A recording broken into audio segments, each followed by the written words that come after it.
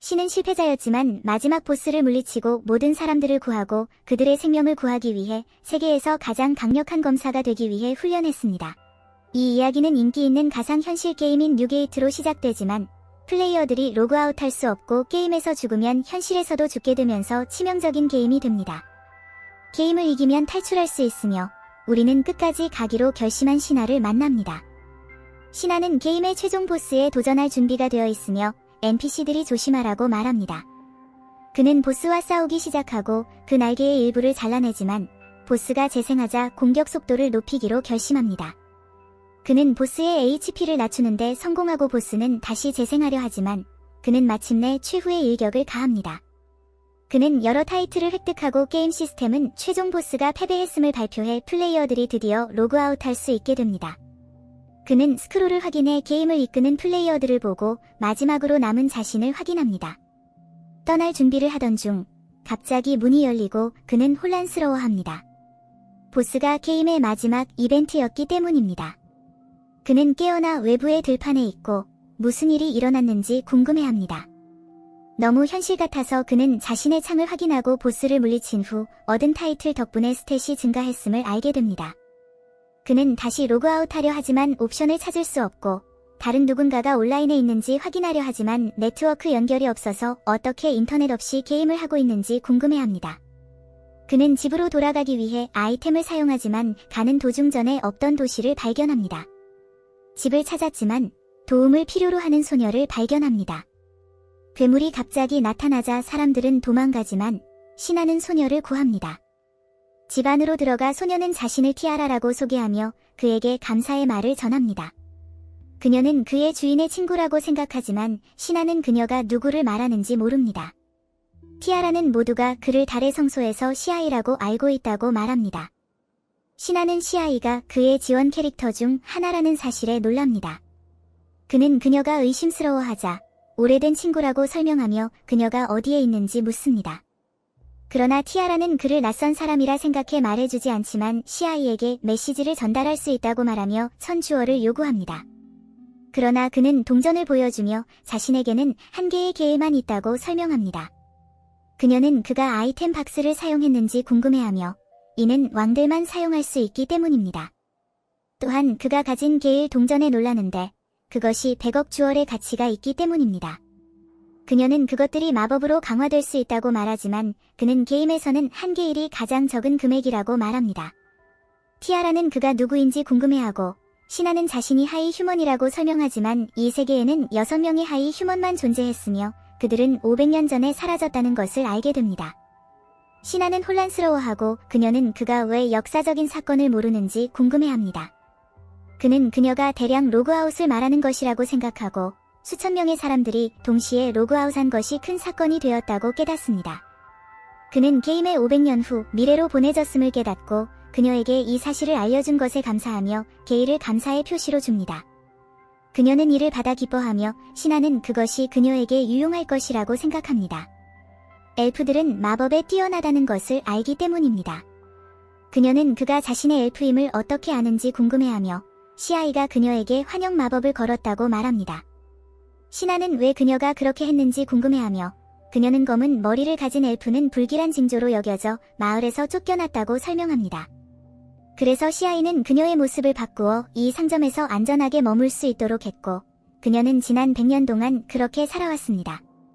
신하는 왜 보스가 나타났는지 깨닫고 그녀가 원래 은발이었음을 언급합니다. 그는 그녀를 분석하기로 결심하고 그녀에게 무작위로 나타나는 저주가 있음을 발견합니다. 그는 이를 해제하는 방법을 알고 정화 마법을 사용하지만 그녀의 머리카락 일부만 정상으로 돌아오는 것에 실망합니다. 그러나 그녀는 이를 믿을 수 없어하며 감동의 눈물을 흘립니다. 그들은 장벽을 떠나려 하지만 괴물들에게 공격받지 않아 그녀는 기쁨의 눈물을 흘립니다. 달의 성소로 돌아가 티아라는 시아이가 돌아오려면 시간이 걸릴 것이라고 설명합니다.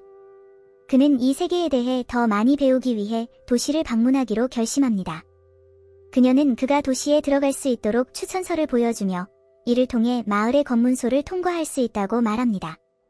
그는 그것이 너무 많다고 생각하지만 그녀는 더욱 감사하고 싶었다고 말합니다.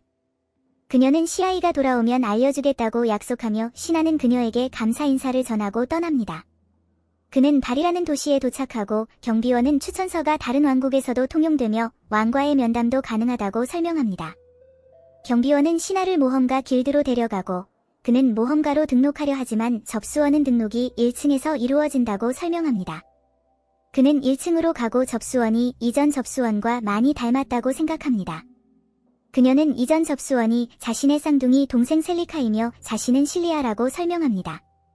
그는 모험가 카드를 기다리며 셀리카가 음식을 가져오자 먹기 시작하지만 그녀가 계속 그를 바라보자 무슨 일인지 궁금해합니다. 그녀는 그의 추천서를 확인하고 싶어하며 신하는 길드 마스터가 바로 뒤에 있다는 사실을 알게 됩니다. 그들은 이야기를 나누고 남자는 자신을 바를루라고 소개합니다. 그는 신하의 추천서 옆에 다른 추천서를 놓고 그것들이 공명하는 것을 보며 그것이 진짜임을 알게 됩니다. 그는 추천서가 많은 장소에 접근할 수 있는 가장 신뢰할 수 있는 신분 증명서이기 때문에 많은 사람들이 훔치려 한다고 설명합니다. 그것이 잘못된 사람의 손에 들어가면 재앙이 될 것이므로 보호할 수 없다면 파괴하라고 요청합니다. 그러나 신하는 티아라가 그를 믿고 맡긴 것이기 때문에 괜찮다고 안심시킵니다. 바를루는 이를 듣고 기뻐하며 그들이 모두 성소에서 인정받은 사람들이기 때문에 잘 지낼 것이라고 생각합니다. 다음 날 그는 모험가 카드를 받으러 가고 셀리카는 그가 새 옷을 입고 있는 것을 보고 그는 자신의 다른 옷이 하급 모험가에게 너무 화려하다고 생각합니다. 그녀는 길드 카드를 주며 G등급에서 시작하여 SS등급까지 올라갈 수 있으며 2등급 높은 임무만 수락할 수 있다고 설명합니다. 신하는 약초 채집 임무를 맡고 그녀에게 작별 인사를 전합니다. 셀리카는 그가 다른 사람들과 다르다고 생각합니다. 신하는 숲에서 몇 시간 동안 찾았지만 아무것도 찾지 못해 좌절하고 게임에서 이 임무는 초보자를 위한 것이었다고 기억합니다. 그는 레이더에서 적을 발견하고 가보니 레벨 359의 해골 얼굴잭을 발견합니다. 그는 부서진 마차를 발견하고 무시할 수 없어 공격하기로 결심합니다. 왜 언데드가 빛의 검을 들고 있는지 궁금해하며 그것이 독특한 몬스터라고 생각합니다. 그는 다시 공격하지만 효과가 없어 보이고 그의 검은 이미 손상되었습니다. 그래서 다른 선택의 여지 없이 한 개를 해제하고 다시 돌진합니다. 이번에는 한 방에 몬스터를 제거합니다. 검은 멀리 날아가고 그는 그것을 원했기 때문에 후회합니다. 몬스터는 보석을 떨어뜨리고 그는 그것을 받아들이기로 결정합니다. 검은 성에 착륙하고 경비원들은 무슨 일이 일어났는지 궁금해합니다. 그들은 무엇을 해야 할지 고민하고 있을 때 두 번째 공주 리온이 검을 분석할 감정사를 부르고 누가 성으로 던졌는지 조사하라고 요청합니다. 이는 그가 강력한 사람일 것이라고 생각하기 때문입니다. 신야는 도시를 거닐며 부상당한 병사들을 보게 됩니다. 경비원은 12명의 분대가 스컬페이스의 공격을 받았지만 4명만 돌아왔다고 설명하며 신야는 그 마차가 그들의 것임을 깨닫습니다. 경비원은 성으로 던져진 검에 대해서도 언급하며 신야는 문제를 일으켜 죄책감을 느낍니다. 신야는 길드로 돌아가고 셀리카는 모험가들이 스컬페이스를 물리치기 위해 모였음을 알아차립니다. 그러나 신야는 이미 스컬페이스를 죽였다고 밝히며 그것이 떨어뜨린 보석을 보여줍니다. 셀리카는 믿을 수 없다는 듯 소리치며 한 사람이 스컬페이스를 물리칠 수 없다고 말합니다. 셀리카의 동료 앨리스가 갑자기 나타나고 셀리카는 신야가 스컬페이스 잭을 물리쳤다고 설명합니다. 그러나 신야는 스컬페이스의 장비가 많지 않아서 증거가 없다고 설명합니다. 앨리스는 스컬페이스의 장비는 랭크 B 장비라도 작은 재산 가치를 지닐 수 있다고 생각합니다. 앨리스는 셀리카에게 보석을 분석하라고 부탁하며 그것이 스컬페이스의 만화를 포함하고 있어야 한다고 말합니다. 신야는 스컬페이스의 빈도가 얼마나 되는지 궁금해하며 앨리스는 북부숲에서 많은 사람들이 몬스터들 때문에 목숨을 잃으며 죽은 자의 영혼이 만화와 합쳐져 언데드를 만들어낼 완벽한 환경을 조성한다고 설명합니다. 그러나 숲에는 만화가 많지 않아서 강력한 언데드는 없을 것이라고 합니다. 신야는 그것이 예외임을 깨닫고 그것의 레벨이 359였음을 밝히며 이는 둘 다 충격을 받습니다. 셀리카는 보석을 분석하러 달려가고 앨리스는 만약 이 말이 사실이라면 그는 랭크 A 그룹보다 강력하다고 설명하지만 신야는 주목받고 싶지 않기 때문에 비밀로 해달라고 부탁합니다. 그는 식당으로 가서 기다리는 동안 셀리카는 자리가 꽉 차서 누군가와 테이블을 공유해야 한다고 설명합니다. 전설의 창, 베놈을 가진 남자가 나타나 그 옆에 앉아 자신을 에이비스라고 소개합니다. 에이비스는 시냐가 새 모험가라고 가정하지만 그가 평균 이상임을 알아차립니다. 시냐는 세 번째 날이라고 설명하며 시골 출신이라 많이 알지 못한다고 말합니다. 에이비스는 그것이 그가 자신을 두려워하지 않는 이유라고 생각하며 사람들이 그를 뱀파이어라고 부르는 이유는 그가 많은 언데드를 사냥하기 때문이라고 말합니다. 시냐는 그가 창백하기 때문인지 궁금해하며 모두를 긴장하게 만듭니다.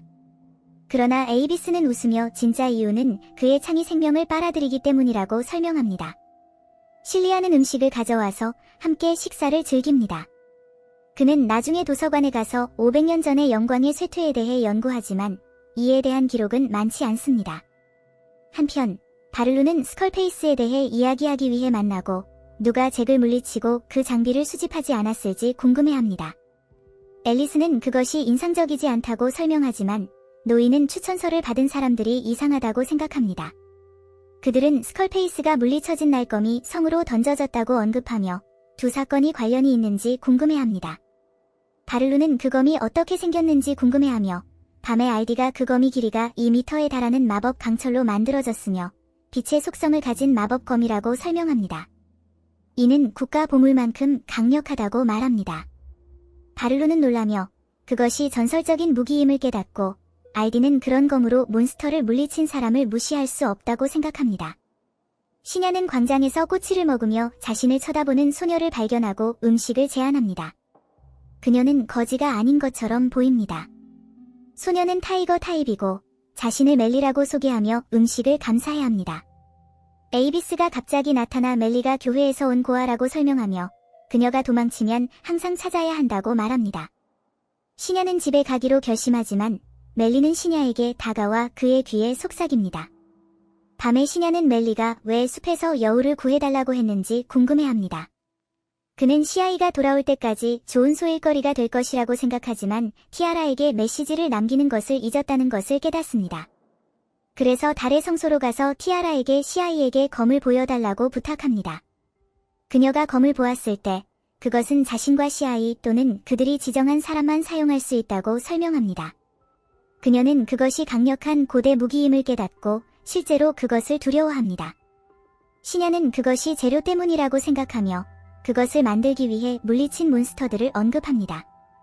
그러나 티아라는 왜 그가 전설적인 몬스터에 대해 계속 이야기하는지 궁금해합니다. 그는 어쨌든 그것을 안전하게 보관해달라고 부탁하며 어디에 있든지 연락할 수 있는 편지를 줍니다. 그녀는 왜 직접 시아이에게 보내지 않는지 궁금해하며 그는 시도했지만 계속 실패했다고 설명합니다. 그는 그녀와 함께 그것을 사용해보며 그녀가 편지를 받는 것을 확인하고 시아이를 이 새로운 세계에서 아직 만나지 못했기 때문이라고 생각합니다. 티아라는 더 많은 편지를 요청하며 마법사가 되어 그 아이템을 연구하고 싶다고 말합니다. 그는 괜찮다고 생각하며 더 많은 편지를 주고 떠납니다. 그는 숲의 북부로 가서 여우를 찾으려 걷다가 사당을 발견합니다. 그는 계속 가지만 갑자기 무언가를 느끼고 건물 안에서 작은 여우를 발견합니다. 여우가 독 효과와 저주를 가지고 있음을 알게 됩니다. 그는 즉시 그것을 치유하지만 이는 언데드 군대를 부활시킵니다. 그는 창을 소환하여 해골들을 제거하기 시작합니다. 그는 모든 것을 처치하지만 동상들이 부서지며 두 마리의 악마가 나타납니다. 그는 이전에 이런 몬스터들을 본 적이 없으며 그것들의 레벨은 674입니다. 그들은 그를 공격하지만 그는 피하고 섀도우 바인딩이라는 기술을 사용합니다.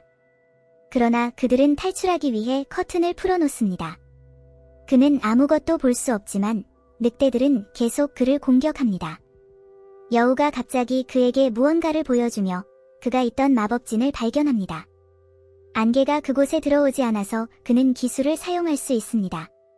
늑대들이 그에게 돌진하지만 그는 바인딩 보호를 사용하여 한 번에 제거합니다. 안개가 걷히고 여우가 그의 팔에 뛰어듭니다. 그는 그것이 어떤 종족인지 궁금해하며 게임에서 가장 강력한 몬스터 중 하나인 원소 몬스터임을 발견합니다. 그는 아기 버전을 들어본 적이 없지만 함께 가고 싶은지 물어보고 여우는 그의 머리로 뛰어오릅니다. 그는 그것이 자신을 이해한다는 것을 깨닫고 게임과 다른 점들을 알게 됩니다. 한편 시아이는 티아라의 편지를 받고 그녀가 이 마법 아이템을 어떻게 얻었는지 궁금해하며 그녀의 주인에 대해 알게 되어 놀랍니다. 시냐는 길드에서 원소를 숨기는 것이 더 낫다고 생각합니다. 그래서 그는 그것과 계약을 맺자고 제안합니다. 그는 그것이 테이머와 몬스터 사이의 파트너십과 같으며 몬스터의 레벨과 종을 숨길 수 있어 항상 함께할 수 있다고 설명합니다. 여우는 흥분하는 것 같아서 시냐는 계약을 맺고 상징이 둘 다에게 나타납니다. 그는 또한 그녀의 이름을 유지하라고 지었고 그녀는 그것을 좋아하는 것 같습니다. 그는 티아라에게서 메시지를 받습니다. 티아라는 샤이와 대화를 나눴고 응답을 기다리고 있습니다. 그는 이 소식에 기뻐하며 길드로 갑니다. 그는 숲에서 발견한 언데드 군대에 대해 보고하고 이를 찾습니다. 그는 교회 근처의 고아원에서 인물을 발견하고 등급이 없어서 특별한 요청일 것이라고 생각합니다. 또한 미리가 그곳에 살고 있다는 것을 기억하고 그녀를 방문하기로 결정하고 이를 맞습니다. 그는 교회에 도착하여 트리아라는 여성을 만납니다. 그녀는 그가 이를 위해 왔는지 묻고 그는 그렇다고 확인하며 미리도 언급합니다. 그들은 미리를 만나는 방으로 가고 그녀는 흥분하며 그를 껴안습니다.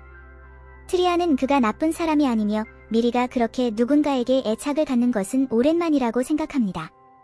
시냐는 미리에게 이것이 그녀가 언급한 여우인지 묻고 그녀는 그렇다고 확인하며 감사를 표합니다. 그는 유즈하에게 미리 덕분에 그녀를 구할 수 있었다고 설명하고 그녀는 감사해합니다.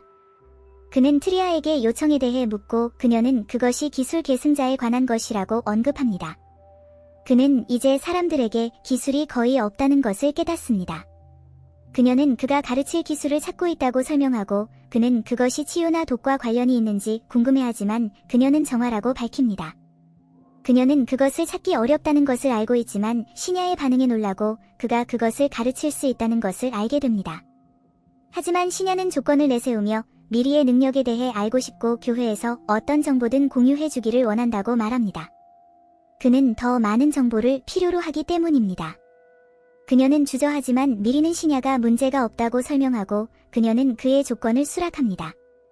트리아는 미리의 능력에 대해 이야기하며 그녀가 별의 작곡가라는 타이틀을 가지고 있으며 결코 실패하지 않는 예언을 한다고 밝힙니다. 시냐는 그것이 강력한 능력임을 알고 많은 사람들이 그것을 이용하려고 할 것이라고 언급하지만 그녀는 모두에게 그것에 대해 신중히 말하라고 했다고 확신시킵니다. 그녀는 한 모험가가 고아원을 돕는다고 말하고 시냐는 그가 아이즈에 대해 이야기하고 있다는 것을 깨닫습니다. 그녀는 모두가 그를 두려워하기 때문에 아이들이 안전하다고 설명합니다. 시냐는 기술을 가르칠 준비가 되었지만 그녀는 그것을 배울 사람이 자신이 아니라고 설명합니다. 그녀는 전 사제의 손녀가 그것을 배우기를 원한다고 말합니다. 나중에 트리아는 시냐를 불러 아이들과 함께 있는 것을 보고 전 사제의 손녀를 소개합니다. 그녀는 자신을 라시아라고 소개하지만 혀를 깨물고 트리아는 그녀가 서투르지만 열심히 일한다고 설명합니다. 그들은 이야기를 나누기 시작하지만 아이즈가 갑자기 등장하여 누가 이를 맡았는지 알아내고 시냐가 그것을 수락한 것을 발견합니다. 그는 시냐의 의도를 묻지만 미리가 그를 안심시켜 그가 시냐를 신뢰하기로 결정했음을 깨닫습니다. 그는 기술에 대해 묻고 시냐는 라시아가 레벨 150 이상의 언데드 200마리를 성구를 들고 처치한 후에 그것을 배울 수 있다고 설명합니다. 모두가 이 말을 듣고 충격을 받지만 시냐는 그녀가 최후의 일격을 가할 수 있도록 몬스터들을 약화시킬 수 있다고 확신시키고 또한 그가 성구를 가지고 있으므로 그렇게 어렵지 않을 것이라고 말합니다. 라시아는 말문이 막히지만 최선을 다하겠다고 약속합니다. 그래서 아이즈는 시냐가 평범한 사람이 아니라고 생각하고 그들과 함께 가기로 결정합니다. 아이즈는 시냐에게 음료를 마시며 그가 선택된 자인지 물어봅니다. 시냐는 그것이 과거 삶의 기억과 같은 것인지 묻지만 아이즈는 그것이 아이템과 몬스터에 대한 정보라고 설명합니다. 시냐는 자신이 선택된 자가 아니라고 생각합니다. 시냐는 아이즈가 돌보고 있다고 생각하며 그가 고아원을 보호하는 영웅이라고 생각합니다.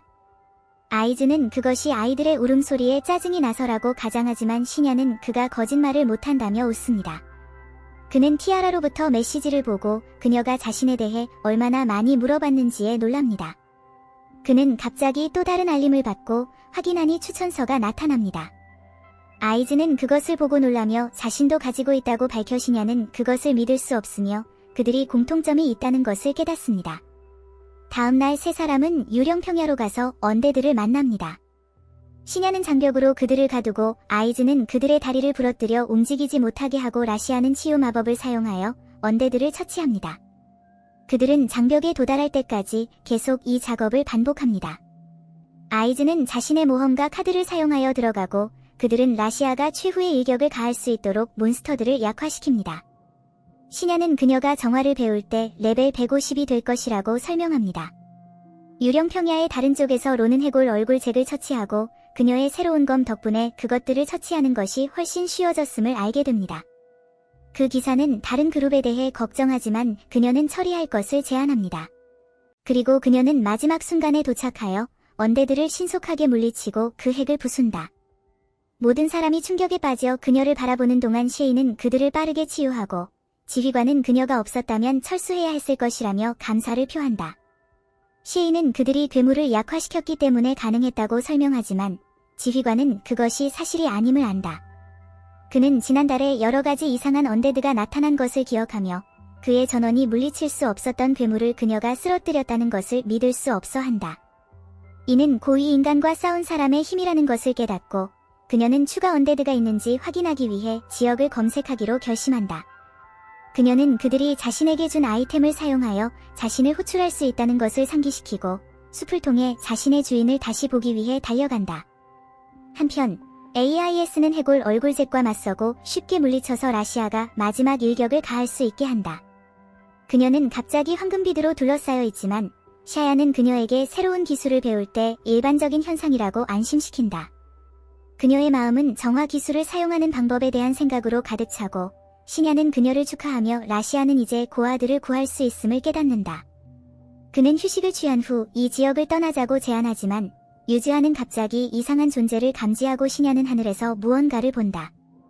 그래서 AIS는 걱정하지만 라시아는 그것이 아름답다고 생각한다. AIS는 그것이 언데드의 마법 물질이라고 밝히고 괴물들에게서 추출되면 형태가 사라진다고 설명한다. 모든 물질은 하늘의 하나의 덩어리로 모여 거대한 해골 얼굴 잭의 형태로 떨어진다. 라시아는 겁에 질리고 그들이 발견한 것은 레벨 804의 해골 얼굴 군주라는 것을 알게 된다. 그것은 쉽게 한 나라를 파괴할 수 있어서 신은 봉인이 생명력을 유지할 수 있을지 확신하지 못한다. 생명체는 갑자기 하늘로 도약하여 방벽을 치고 방벽은 한 번의 타격으로 깨진다. 그들은 단 한 번의 공격만으로 무너졌다는 것을 믿을 수 없어 하고 라시아는 절망에 빠져 땅에 쓰러진다. 그들은 도망가기로 결심하지만 군주는 포효하며 언데드 군대를 소환하여 그들을 포위한다. AIS는 돌파하여 탈출하고 싶지만 쉔의 태도가 변하고 그는 남겠다고 설명한다. AIS는 그와 대화하려 하지만 샤는 제한기를 해제하고 도시로 돌아가라고 요청한다.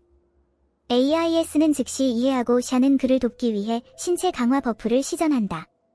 그는 에이비스를 위해 길을 열어주고 떠난 후 시냐는 자신의 검을 소환한다. 유지인은 불을 사용하여 언데드를 처리하지만 해골 군주는 더 많은 언데드를 소환한다.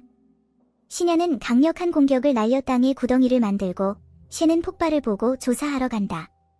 그는 지도를 확인하고 자신이 완전히 포위된 것을 알지만 파란색 마커가 갑자기 나타나 언데드 군대를 관통하는 것을 본다. 그는 파란색 마커가 아군을 의미한다는 것을 기억하고 그녀와 합류하기 위해 점프하여 마침내 셰이와 만난다. 하지만 그들은 혼자 있을 시간이 없어서 유아는 대화를 할 수 있도록 방어막을 올린다. 그녀는 그의 품에 안기고 그는 돌아왔다며 눈물을 흘린다. 유아의 만화가 다 떨어져서 그들은 먼저 해골 군주를 처리하기로 한다. 그들은 결합된 주문을 사용하여 약한 언데드를 빠르게 처치하고 해골 군주에게도 피해를 입힌다. 시냐는 또 다른 검을 소환하고 최종 일격을 가할 기회를 잡는다. 그것은 땅에 떨어지며 죽기 전에 힘을 요구하고 시냐는 괴물이 말을 할 수 있다는 것에 충격을 받는다. 그는 구슬을 회수하고 대화를 마치자고 제안한다. 그는 보스를 물리치고 모두를 게임에서 해방한 후 포털이 그를 500년 후로 데려갔다고 설명한다. 셰이는 그와 다른 지원 캐릭터들이 던전을 클리어한 후 사라지지 않았다고 밝혀 그들은 주인들을 기다렸지만 사건 이후 대륙은 혼란에 빠졌다고 설명한다. 그래서 그룹은 재난을 통제하기 위해 나뉘었고 그녀는 나중에 월 신전으로 돌아왔다. 그녀는 자신의 주인을 다시 만나서 기쁘지만 그는 이제 그녀가 전설이 되었기 때문에 너무 많은 주의를 끌게 되니 주인이라 부르는 것을 그만두라고 간청한다. 그는 그녀에게 자신의 이름으로 부르라고 요청하지만 그녀가 그렇게 하자 얼굴을 붉힌다. 그녀는 그가 다음에 무엇을 할 것인지 궁금해하고 그는 성지를 방문하여 자신의 세계로 돌아가는 방법에 대한 단서를 찾는 계획을 말한다.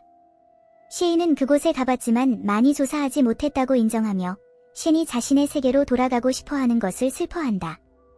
날이 밝아서 그들은 재회 파티를 준비하기 위해 신전으로 돌아가기로 한다. 그녀는 유즈하를 보고 그녀가 원소라는 것을 설명한다. 하지만 이제 그녀에게 꼬리가 3개 있다는 것을 깨닫는다. 그녀는 갑자기 말을 시작하고 시냐는 해골 군주를 물리쳤을 때 이 능력이 회복되었다고 설명하자 당황한다. 시인은 그것이 그가 보스였기 때문이라고 생각하지만 그는 여우에게 사람들 앞에서 말하지 말고 주의를 끌지 않도록 꼬리 3개를 하나로 합치라고 요청한다. 그녀는 그의 지시를 따르고 자신이 착한 아가씨인지 묻고 시인은 그녀를 귀엽게 여겨 유화를 쓰다듬게 한다. 그는 에이비스와 라시아를 기억하고 길드에 도착하기 전에 그들과 합류하기로 결심한다. 우리는 에이비스가 라시아와 함께 뛰어가고 있는 것을 보고 무언가가 다가오는 것을 감지하여 싸울 준비를 하지만 그것이 시이라는 것을 발견하고 라시아는 공포에 질려 기절한다. 한편 리오는 전투 현장에 도착하여 누가 그렇게 강력한 공격을 했는지 궁금해한다. 그녀는 또한 언데드를 제거한 공격을 기억한다. 고다스라는 병사가 나타나 그녀에게 계곡에서 발견된 칼날을 보여주며 손잡이에 매의 문장이 새겨진 것을 알아본다. 그는 칼날의 힘을 보여주며 거의 부서지긴 했지만 여전히 엄청난 힘을 지니고 있다고 말한다. 그는 이 정도의 칼을 만들 수 있는 사람은 고위인간 중 가장 숙련된 장인인 에반 대장장이뿐이라고 생각한다. 리오는 고위인간이 멸종했기 때문에 놀라고 고다스는 그들이 확실할 수 없다고 인정한다. 하지만 그 무기를 일회용으로 취급할 정도로 강한 사람이라는 것을 그녀는 기억한다. 그녀는 대장장이가 달의 성소를 소유하고 있으므로 그곳을 방문하자고 제안한다. 고다는 만약 고위인간이 아직 살아있다는 것을 알게 되면 그녀가 어떻게 할지 궁금해하고 그녀는 그에게 도전장을 내밀 것이라고 선언하지만 그와 결혼하는 것도 개의치 않을 것이라고 말한다. 고다는 그녀에게 그의 실력을 시험해보기 위해 공격하지 말라고 간청하고 그녀는 그렇게 하지 않겠다고 확신시킨다. 그러나 그는 확신하지 않는다. 한편 에이비스는 셰이와의 관계를 본 후 시냐에게 설명을 요구한다. 그녀는 그를 다시 만나 기쁘지만 AIS는 무슨 일이 있었는지 알고 싶어한다. 시냐는 그녀가 보스를 물리쳤다고 거짓말을 시도하지만 에이비스는 그의 창을 겨누며 그를 공격하고 바보짓을 그만두라고 말한다. 그래서 셰는 마침내 자신이 고위 인간임을 고백하고 셰이는 그를 자신의 주인으로 인정한다. AIS는 고위인간이 매우 강하고 특기 분야에서 극도로 능숙하므로 일부 사람들은 그들을 신으로까지 숭배한다고 언급한다. 시냐는 자신이 대장장이임을 밝히며 그의 창을 업그레이드 해주겠다고 제안하지만 AIS는 그의 무기를 건드리지 말라고 경고한다. 라시아는 마침내 깨어나 셰이를 보고 놀란다. 그룹은 도시로 돌아가고 시냐는 게이트에서 헤어져도 괜찮은지 궁금해한다. AIS는 임무가 라시아에게 정화 기술을 가르치는 것이었기 때문에 이미 임무를 완료했다고 상기시킨다. 그러나 시냐는 에이비스에게 문제가 생기면 연락할 수 있도록 메시지 카드를 준다. 그는 거절하려고 하지만 셰이는 도시에서 만난 첫 친구를 버리고 싶지 않아 한다. 그래서 에이비스는 받아들인다. 그는 라시아와 함께 도시로 향하고 셰이는 시냐가 자랑한 적이 없지만 항상 약자를 보호했다는 것을 언급한다. 그는 달의 성소로 가자고 제안하고 그녀가 함께 있어 행복해하는 것을 본다. 그들은 성소에 도착하고 티아라는 셰이에게 시냐에 대해 말하려고 달려가지만 그들이 함께 온 것을 깨닫는다. 그녀는 그가 저녁 식사에 머무르는지 묻고 셰이는 당연하다고 말하며 그가 달의 성소의 주인임을 밝힌다. 그녀는 시냐가 자신을 고위 인간으로 소개했을 때 진지하게 받아들이지 않았다고 인정하지만 이제는 믿어야 한다. 그녀는 그가 자신의 상사라는 것을 깨닫고 무례에 대해 용서를 구하지만 그는 사소하게 지내는 것을 선호한다고 설명한다. 그는 또한 원소를 자신의 새로운 애완동물로 소개하고 티아라는 더욱 놀란다. 저녁 시간이 되고 시냐는 음식에 감동한다. 티아라는 이런 요리를 본 적이 없고 그는 셰이에게 재료를 주어 식사를 준비하게 한 것에 기뻐한다. 티아라는 음식 주위의 오라를 알아차리고 어떤 재료인지 궁금해한다. 시인은 아무것도 보지 못해 혼란스러워하며 몬스터의 고급 고기와 야채를 나열하는데 이는 거의 얻을 수 없는 것들이다. 티아라는 그것들이 너무 희귀하여 요리 재료로 사용할 생각을 하지 못할 정도로 충격을 받는다. 시인은 오라는 강력한 몬스터와 희귀한 식물에서 정상적으로 나오는 만화나 생명력의 잔재라고 설명한다. 그들은 함께 식사를 즐기기로 결정한다. 시는 다른 지원 캐릭터들이 어떻게 되었는지 듣고 그들이 자신의 삶을 살고 있는 것을 알고 기뻐한다. 티아라는 갑자기 그들을 방해하고 시냐는 그녀가 취한 것을 알아차린다. 그래서 셰이는 그녀를 침대에 눕히며 웃고 자신의 방으로 향한다. 그는 방이 전혀 변하지 않았음을 알게 되고 유즈가 침대에서 자고 있는 것을 본다. 그는 잠들지만 나중에 셰이가 그의 옆에 누워있는 것을 보고 놀란다. 그는 무슨 일이 일어났는지 궁금해하며 상황에 긴장하지만 그녀는 그의 이름을 부르며 잠들어 눈물을 흘리기 시작한다.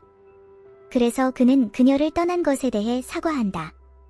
아침에 시는 깨어나 유즈아가 인간 형태를 취한 것을 보고 긴장한다. 그녀는 그를 껴안으며 그에게 감사하지만 입는데 어려움을 겪는다. 그들은 아침 식사를 하러 내려가고 시인은 유즈아가 변신한 것을 보고 기뻐한다. 식사 후 그들은 유즈의 이야기를 듣게 된다. 그녀는 500년 전 대재앙을 막으려 했지만 갑자기 고통을 느꼈고 성소에서는 덜 심했다고 설명한다. 그녀는 거의 죽을 뻔했지만 셰이가 마지막 순간에 나타나 그녀를 구했다. 그는 밀리 덕분에 그녀를 찾을 수 있었다고 언급하며 유아는 나중에 다시 그녀에게 감사하고 싶다고 말한다. 셰이는 그들에게 티아라가 만드는 엘프 간식을 선물로 만들자고 제안한다. 이는 그들의 베스트셀러 제품 중 하나이다. 셰이는 달의 성소가 음식 전문점이 되어서는 안 된다고 지적하지만 셰이는 셰나만이 무기고를 열 수 있었기 때문에 무기를 보충할 수 없었다고 설명한다. 그는 나중에 칼을 만들기로 결심한다. 그녀는 주제를 바꾸고 그들이 제라드를 만나야 한다고 말하고 싶어한다. 시는 그가 살아있다는 것에 놀란다. 왜냐하면 고이야수는 최대 150년을 살 수 있는데 그를 본 지 500년이 지났기 때문이다. 그러나 시인은 그가 모든 이들을 통합해 최초의 야수왕이 되었고 현재 왕은 8번째 왕이며 그는 좋은 통치자라는 소문이 있다고 설명한다. 시냐는 그를 만나고 싶어하며 다음날 출발하기로 결정한다. 티아라는 상점을 지키겠다고 약속하지만 셰이는 이번에는 그녀도 동행하기를 원한다.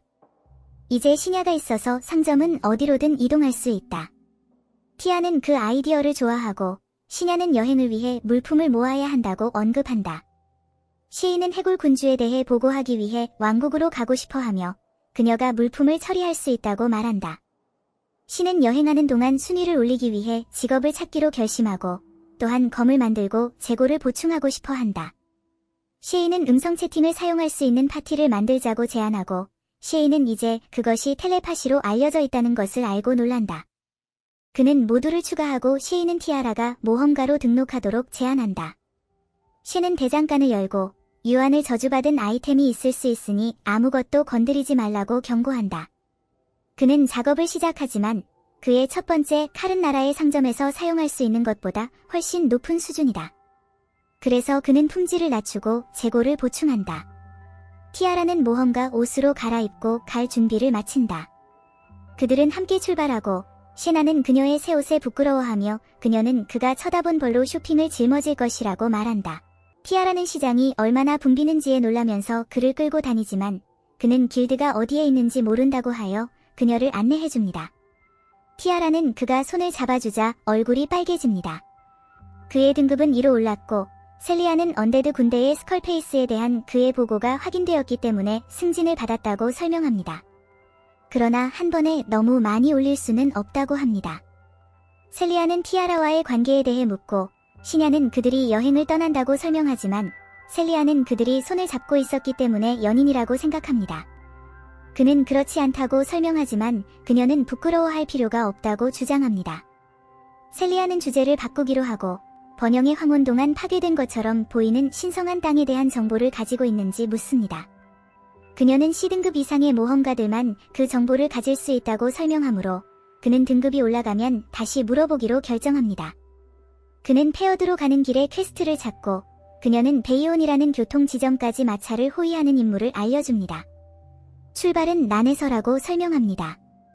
그들은 길드를 떠나고 티아라는 아직 시간이 많다고 생각하자 그녀는 도시를 돌아다니며 교회를 방문하자고 제안합니다. 티아라는 매우 기뻐하며 그들은 상점을 둘러보며 서로의 회사를 즐깁니다. 그들은 교회에 가고 시냐는 라시아를 인사합니다. 티아라는 자신을 소개하고 라시아는 그녀가 달의 성소 출신이라는 사실에 놀랍니다. 그녀는 시냐의 제자가 된 방법을 묻고 라시아는 시냐에게 완전히 집착하고 있음을 알게 됩니다. 그들은 안으로 들어가고 밀리는 유즈하와 시냐를 안아줍니다. 라시아는 그가 사원의 다음 사제로 임명되었다고 말하고 티아라는 그에게 감사하다고 언급합니다. 시냐는 AIS에 대해 물어보며 그가 거의 교회를 빼앗을 뻔한 사제를 확인하러 갔다고 설명합니다. 시냐는 그것이 말이 된다고 생각하며 그들에게 팔찌를 달라고 요청합니다. 그는 밀리를 위해 목걸이도 만들었기 때문에 그들은 그의 관대함에 감사드립니다. 그들은 티아라의 길드 카드를 받으러 가며 작별 인사를 합니다. 셀리카는 그것을 그녀에게 건네고 시냐는 달의 성소를 가져갈 때가 되었다고 생각합니다. 티아라는 집을 가져가는 것이 이상하다고 인정하지만 시냐는 그에게 자연스러운 일이라고 생각합니다. 그들은 골목으로 가서 시냐는 그녀에게 텔레포트 주문이 연결된 크리스탈을 보여줍니다. 이는 등록된 위치로 돌아갈 수 있게 하지만 일회용입니다. 그녀는 텔레포트가 잃어버린 마법이라고 밝히지만 시냐는 필요한 재료가 있다면 원하는 만큼 만들 수 있다고 안심시킵니다. 그는 자신이 전설적인 고위 인간임을 상기시킵니다. 그들은 크리스탈을 사용하고 티아라는 텔레포트에 감명을 받습니다. 시냐는 이제 가야 할 시간이라고 결정하고 그는 달의 성소를 저장하기 위해 명령을 사용합니다.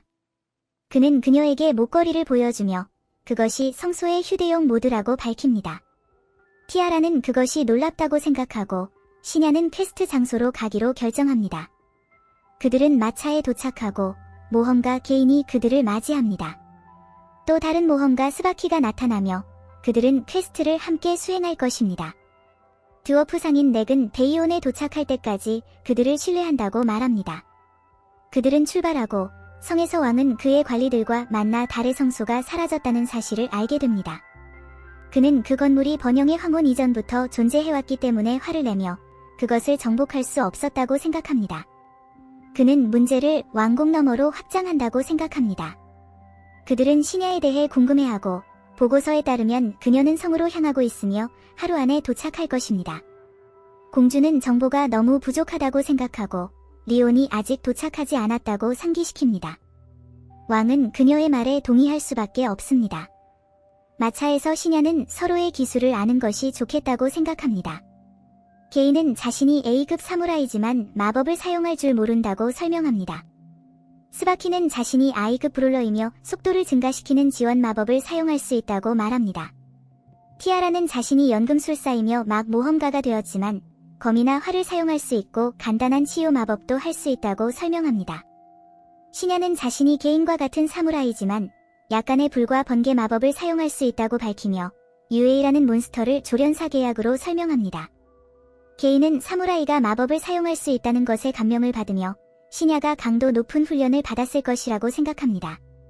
또한 몬스터에게 사랑받는 것은 드문 일이라고 생각합니다. 스바키는 그가 히나모토 출신이 아니라는 것에 놀라며 대부분의 사무라이는 그곳 출신이라고 말합니다. 왕국에서는 대부분의 사람들이 기사나 전사가 되기를 선택하기 때문에 사무라이가 되기를 선택한 사람들은 이상하게 여겨집니다. 시냐는 그것이 훌륭한 직업이라고 확신하지만 스바키는 사무라이가 기사와 광전사로서의 훈련을 필요로 하기 때문에 너무 많은 노력이 필요하다고 생각합니다. 게이는 히나모토가 판 구조 변화 이후 형성된 섬이며 많은 사무라이 기반 길드가 있다고 설명합니다. 싸움을 원하는 사람들은 그들을 존경합니다. 그는 길드의 이름을 언급하며 시냐는 500년 전의 길드가 국가를 형성했다는 사실에 놀라움을 금치 못합니다. 마차가 갑자기 멈추고 강도 무리가 나타나자 시냐는 유즈하에게 넥을 보호하라고 말하며 그들은 마차에 숨습니다. 그들은 싸울 준비를 하고 티아라는 한 번도 사람을 죽여본 적이 없기 때문에 긴장합니다. 강도들은 그들에게 기회가 없다고 생각하며 스바키를 넘기라고 요구합니다. 그들은 그녀를 재미있게 즐기고 싶다고 말하며 그녀를 계속 도발합니다. 이는 시냐를 분노하게 만듭니다. 티아라는 그가 살인적인 아우라를 내뿜는 것을 보고 그가 정상으로 돌아오기를 원합니다. 그녀는 강도를 쏘아야 한다는 것을 깨닫고 대부분의 강도가 하위 등급임을 알아차립니다. 게이는 그들이 내부 고발자가 있었다는 것을 깨닫습니다. 갑자기 화살이 날아와 숨겨진 강도를 죽이고 다른 이들은 공격합니다. 스바키는 그녀의 속도 향상 마법을 사용하여 강도 하나를 물리칩니다. 게이는 강도의 칼을 베어내며 공격합니다. 시냐는 2명을 한 번에 쓰러뜨리고 리더는 그들이 평범한 2등급이 아님을 깨닫습니다. 시냐는 그의 칼을 베어내며 강도는 그의 얼굴에 두려운 표정을 봅니다. 우리는 강도가 두들겨 맞은 것을 보고 시냐는 그에게 내부 고발자를 넘기라고 요구합니다. 그러나 티아라는 그를 진정시키기 위해 갑자기 그를 붙잡습니다. 스바키는 혼란스러워하고 시냐는 그녀가 무엇을 하는지 궁금해합니다. 티아라는 그의 기분이 정상으로 돌아왔음을 깨닫습니다. 시냐와 스바키는 충격을 받고 티아라는 자신이 어렸을 때 시냐가 했던 것을 본능적으로 했다는 것을 깨닫고 얼굴이 빨개집니다. 그룹은 길을 떠나고 게이는 강도가 마차가 교회와 연결되어 있었기 때문에 그들을 공격했다고 생각합니다. 시냐는 그들이 무엇을 노렸는지 생각합니다. 그들은 베이온에 도착하고 넥은 길드에 보고한 후 모든 사람에게 완료 인증서를 줍니다. 시냐는 게인과 스바키가 다음에 어디로 갈지 궁금해하며 그들은 킬문으로 향한다고 말하고 미래에 다시 만나길 바랍니다. 시냐는 그들이 여전히 파네트에서 먼 길에 있다고 언급하며 자신들의 마차를 사는 것을 제안합니다. 그들은 마차를 확인하러 가지만 시냐는 모두 똑같아 보인다고 생각하며 하나를 수정할 생각을 합니다. 티아라는 그가 무리하지 않기를 걱정합니다. 그들은 마음에 드는 마차를 찾고 판매자는 마차가 꽤 무겁기 때문에 아직 말을 샀는지 묻습니다. 시냐는 최후의 수단으로 유즈하를 사용할 수 있다고 생각합니다. 그는 시이로부터 전화를 받고 그녀는 왕국에서 일을 마쳤다고 말합니다.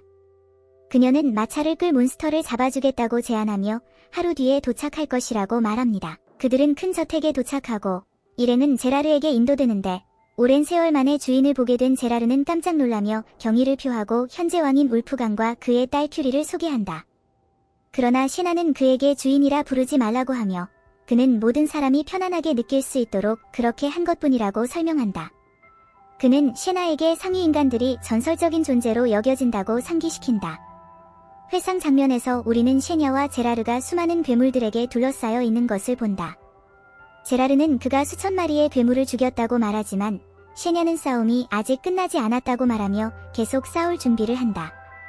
현재로 돌아와 그들이 어떻게 그 전투에서 살아남았는지 궁금해한다. 제라르는 자신이 죽인 괴물의 수를 잃어버렸으며 세상이 변했다고 언급한다. 셰냐는 그가 국가를 세웠다는 것을 알고 셰나가 그에게 모든 것을 말해줬다는 것을 깨닫고 제라르는 이야기를 과장할 것이라는 것을 알고 싶어서 진실을 배우고 싶었다고 설명한다. 그녀는 차를 준비하러 떠나고 제라르는 셰냐에게 왜 500년 동안 사라졌는지 물어보며 모든 일이 일어났다고 말하지만 그렇게 나쁘지 않았다고 언급한다. 제라르는 이것이 그에게 큰 기회임을 깨닫고 자신의 건강이 악화되기 시작했기 때문에 몇 달밖에 남지 않았다고 생각하며 자신의 생명이 끝나가고 있다고 밝혔다. 그는 신이 그의 기도를 들었고 셰냐가 돌아왔다고 생각하며 죽기 전에 주인과 싸우고 싶다고 말하며 결투를 신청한다. 그는 셰나를 세상에서 가장 강한 전사로 생각하기 때문에 셰나가 제라르가 전투에서 죽고 싶어 한다는 것을 깨닫고 도전을 받아들인다. 셰냐는 울프강이 이것에 대해 알고 있는지 묻자 그는 모든 사람이 자신의 상태에 대해 알고 있으며 결투에 대해 말할 것이라고 설명한다. 그는 자신의 동료들에게 셰냐가 그가 어떻게 죽고 싶은지 알고 있다고 생각하며 그들은 나이가 들어가고 있으므로 그가 처한 상황을 이해한다고 믿는다고 말한다. 그는 울프강이 유능한 지도자라고 생각하므로 그가 죽은 후에도 나라가 번영할 것이라고 생각한다. 셰냐는 그에게 후회가 있냐고 묻자 그는 없지만 주인과의 결투를 하기 전까지는 죽고 싶지 않다고 설명한다. 그날 저녁 제라르는 동료들에게 자신이 죽고 싶은 장소를 찾았으며 일주일 후에 결투가 열릴 것이라고 말한다. 그의 자신감은 시간이 마침내 왔다고 깨닫고 그의 소원이 곧 이루어질 것이라고 설명한다.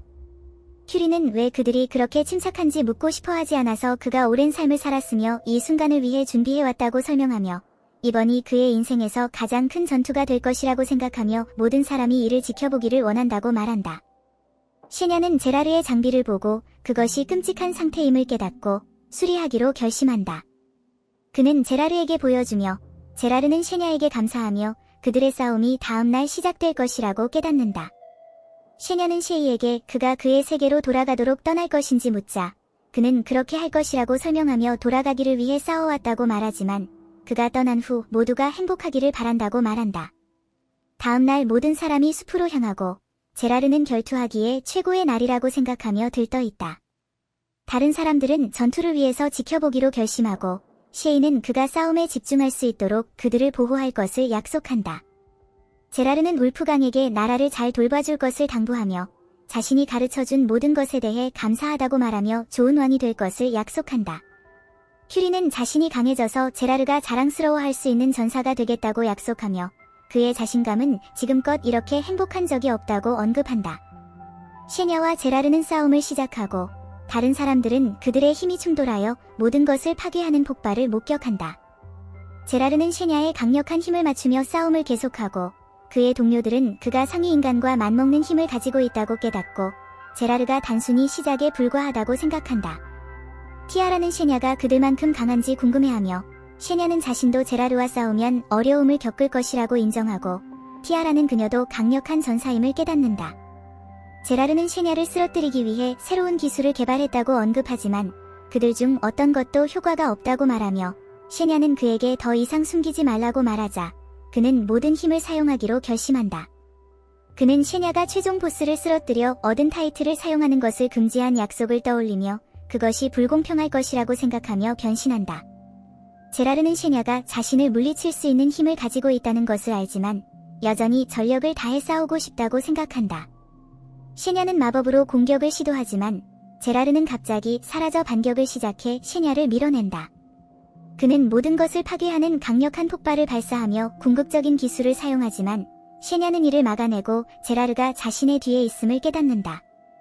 제라르는 셰냐를 계속해서 무자비하게 공격하며 자신을 지키기 위해 고군분투하지만 셰냐는 제라르가 자신을 쓰러뜨리기 위해 모든 것을 걸고 있다고 깨닫고 진지하게 싸우기로 결심한다.